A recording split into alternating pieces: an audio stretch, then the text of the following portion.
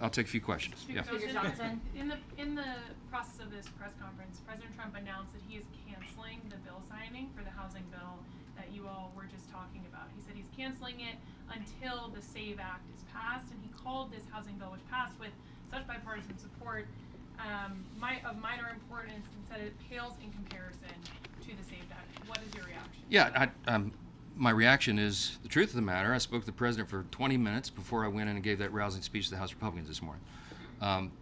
He and I have talked about this a lot. He has expressed the priority and the preference of the Save America Act.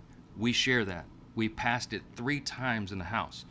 The latest version was passed a few months ago, and it has proof of citizenship to register to vote and the proof of showing a photo ID when you show up to vote. Basic issues that 90% of Americans agree. 70% of Democrats think you ought to have a photo ID to vote. And citizenship to vote in an American election is already in the law. But we have to enforce it because you got a few blue states that don't do that. The president believes in election integrity. He talks about it all the time, and we do as well. In act and deed, we have stood for that. We passed the Save America Act again. Here's this. Let me finish this. This is very important. That is the top priority, because if you do not have safe elections in this grand experiment in self-governance that we have in a constitutional republic, you don't have anything. And we've got to ensure it. We have to press for election integrity measures. That's why we've made it a top priority. It has been stuck in the Senate, and here's why. Because no Democrat in the House or Senate will vote for the Save America Act. Those 2 things I just told you, they vote against that every single time, and they will. Why? You ask that. That's a rhetorical question. You should go ask them the actual question. Why? Are you against proof of citizenship and a photo ID? Why is that? They can't give you a cogent answer. The reason is they do want to allow for cheating and fraud in the elections, because it is the only way that the Marxists can win. They cannot win on their ideas. That's why this is so important. The president is to us. So how does that tie into housing? He's laser focused on Save America Act, as most common sense Americans are. The only path, I think, to get that done, because you're never going to get 7 Democrats to join 53 Republicans in the Senate to do that. They will not do it. Chuck Schumer will never vote for that or release any Democrat to do it. You have to put it on a reconciliation bill.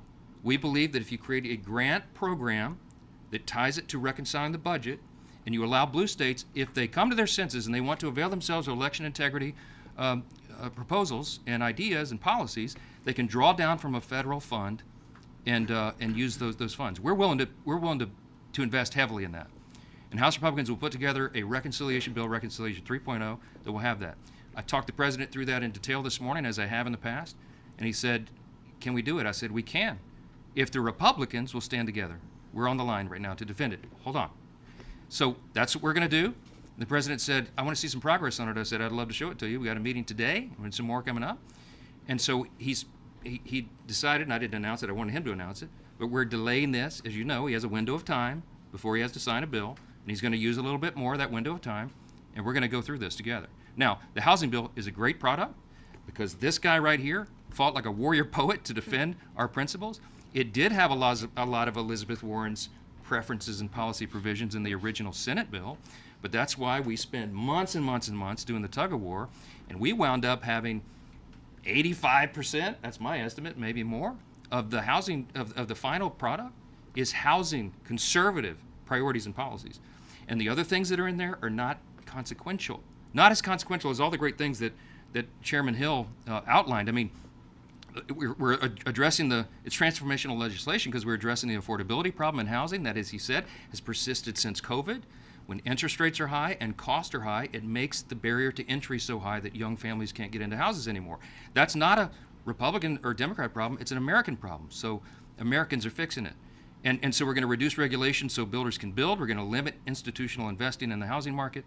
We're going to bring the American dream back within the grasp of hard-working American families. It's critical to do. Great policy. The president, when we go through the details of the bill, he's going to understand that it's a good product, and certainly something that fulfills his promises to bring down the cost. Interest rates is another big priority of his and all of ours, and I think the new Fed chair will do that. We get the economy humming again. We keep the Strait of Hormuz open. We keep gas prices down to earth.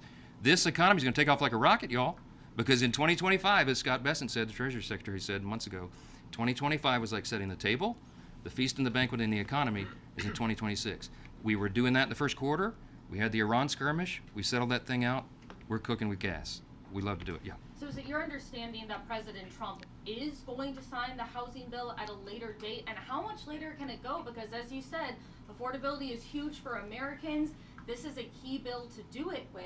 Yeah. If it doesn't get You're signed talking by about the you're talking time- about days. You know the window of time before Passed last night. yeah, it just passed last night, right? So 10 days is my estimation. He'll do it within that 10-day window. So yeah. Speaking of the World Cup and rights, the Supreme Court is going to rule perhaps as soon as this week on President Trump's challenge to birthright citizenship. But then comes as Republicans, as you just did, and the White House are celebrating the U.S. men's national team, whose top scorer is a birthright citizen. How should Americans square what looks like a celebration of immigration with efforts to criminalize birthright citizenship? Yeah, so like all good things, they can be abused, and birthright citizenship goes back to the root of the country, the history of the tradition. You look at the original intent of the Constitution and the founders and what they were doing, of course, they were facing a very different set of circumstances than we're facing now.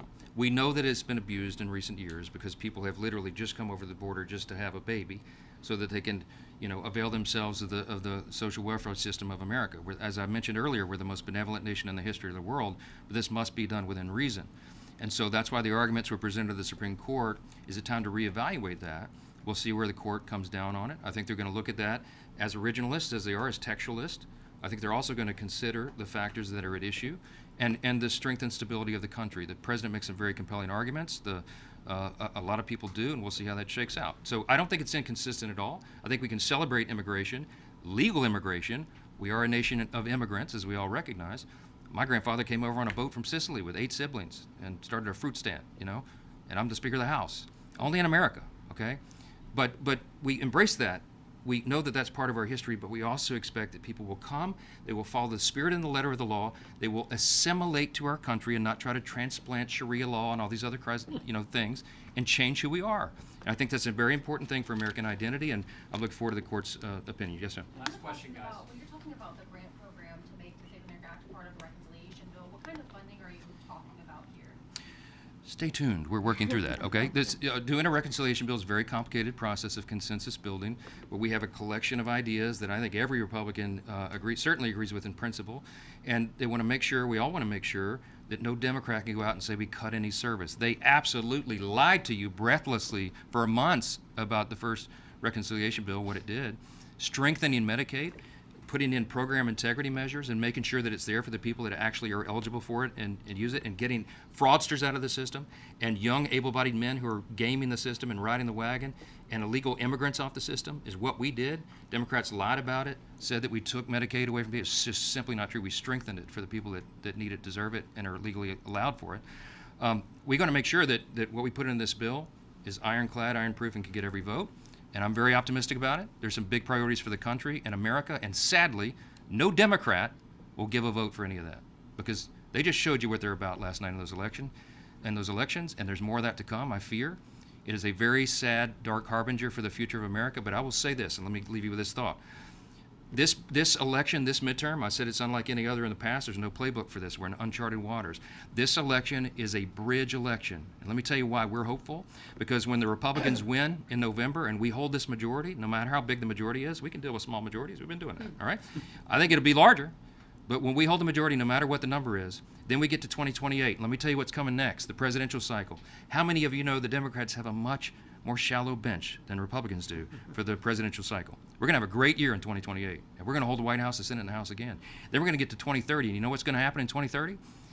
The census will happen, and it will reflect the mass exodus of population out of the blue states like New York, New Jersey, California, these socialist utopias that they're trying and everybody's fleeing from. You know where they're moving? Texas, Florida, Tennessee, the Carolinas, the red states. So when the census reflects the population shift, there's a reapportionment of congressional seats, and guess what's going to happen in 2030? The red states are going to get a bunch more House seats.